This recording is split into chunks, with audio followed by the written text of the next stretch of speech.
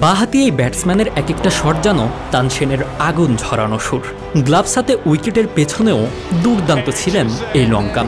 দারুণ সব ক্যাচ নিয়েছেন, স্ট্যাম্পিং করে অগণিতবার প্রতিপক্ষের ব্যাটসম্যানকে প্যাভিলিয়নের রাস্তা ধরিয়ে দিয়েছেন।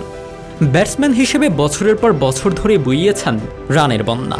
তার কভার ড্রাইভ তো ক্রিকেট বিশেষজ্ঞদের মতে শতভাগ নিখুঁত। শ্রীলঙ্কার হয়ে দীর্ঘদিন ধরে খেলে নিজেকে নিয়ে গেছেন কিংবদন্তিদের তালিকায়, অথচ তিনি ছিলেন উকিল হওয়ার লাইনে। তবে শখের ক্রিকেটটা ছাড়তে না পেরে তার হওয়া হয়নি, কিন্তু আইন বিষয় শেষ করেছিলেন অনার্স।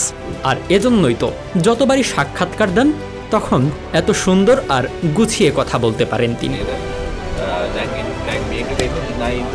জীবন্ত এই কিংবদন্তির জন্ম 1977 সালের 27 অক্টোবর শ্রীলঙ্কার মাথেলায়। তার পিতার নাম ছিল স্বর্ণকুমারা সাঙ্গাকারা আর মায়ের নাম আনুষ্কা সুরাঙ্গানা। সাঙ্গাকারার জন্ম মাথেলাতে হলেও পরবর্তী সময়ে পরিবারের সবার সাথে ক্যান্ডিতে চলে যান। সেখানে তাকে ট্রিনিটি কলেজে ভর্তি করিয়ে দেওয়া হয়। ছোটবেলা থেকেই খেলাধুলার প্রতি তার আকর্ষণ ছিল। ক্রিকেটের পাশাপাশি খেলতেন ব্যাডমিন্টন, সাঁতারু হিসেবেও ছিলেন খুব ভালো।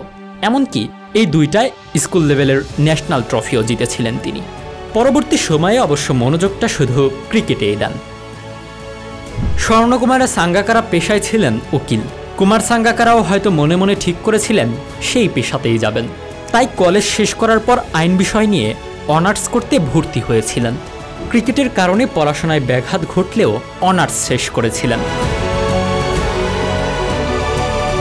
2020 সালে লঙ্কান ক্রিকেটে অভিষেক হওয়া কুমার সাঙ্গাকারা এমনই একজন ক্রিকেটার যাকে সংখ্যা দিয়ে বিচার করা যায় না। একজন নির্ভরশীল ব্যাটসম্যান, দায়িত্ববান কাপ্তান, যোগ্য উইকেটরক্ষক, হাতে গোনা কয়েকজন গ্রেটদের মধ্যে তিনি একজন যারা টেস্ট এবং ওয়ানডে উভয় ফরম্যাটে 10,000 রান করেছেন। 15 বছরের ক্যারিয়ারে টেস্ট খেলেছেন 134টি, 233 ইনিংসে রান করেছেন 12,400, সর্বোচ্চ 319, গড় 57.14।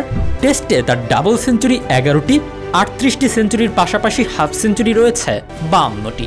একদিনের ক্রিকেটে 404 ম্যাচে 380 ইনিংসে রান করেছেন 14,234, গড় 42, সর্বোচ্চ 169।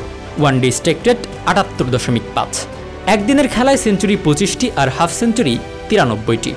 এ পরিসংখ্যানই প্রমাণ করে দলের মিডল অর্ডার কিভাবে সামলেছেন পুরো ক্যারিয়ার জুড়ে।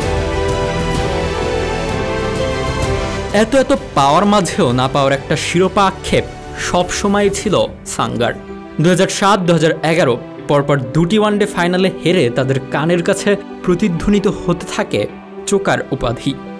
শেষমেশ বাংলাদেশে অনুষ্ঠেয় 2014 টি-20 বিশ্বকাপে ফাইনালে আবার জায়গা পায় শ্রীলঙ্কা। ফাইনালে ভারতের দম্ভ চূর্ণ করে প্রথমবারের মতো টি-20 বিশ্ব চ্যাম্পিয়ন করেন শ্রীলঙ্কাকে। ব্যক্তিগত জীবনে যমজ 2 সন্তানের পিতা সাঙ্গাকারা। তার স্ত্রীর নাম ইয়াহিলি, যিনি কিনা কিশোর বয়স থেকেই ছিলেন কুমার সাঙ্গাকারার সাথে। সাঙ্গাকারা চ্যারিটিমূলক কাজের জন্য বিখ্যাত শ্রীলঙ্কায়। 2011 সালের MCC স্পিরিট অব ক্রিকেট ক্রাউডের স্পিচে সাঙ্গাকারা তার স্পষ্টবাদী মতামতের জন্য বিখ্যাত হয়েছিলেন, যেখানে তিনি শ্রীলঙ্কার ক্রিকেটের রাজনৈতিক প্রভাবের সমালোচনা করেছিলেন। সেটা সাঙ্গাকারা বলেই বলতে পেরেছিলেন।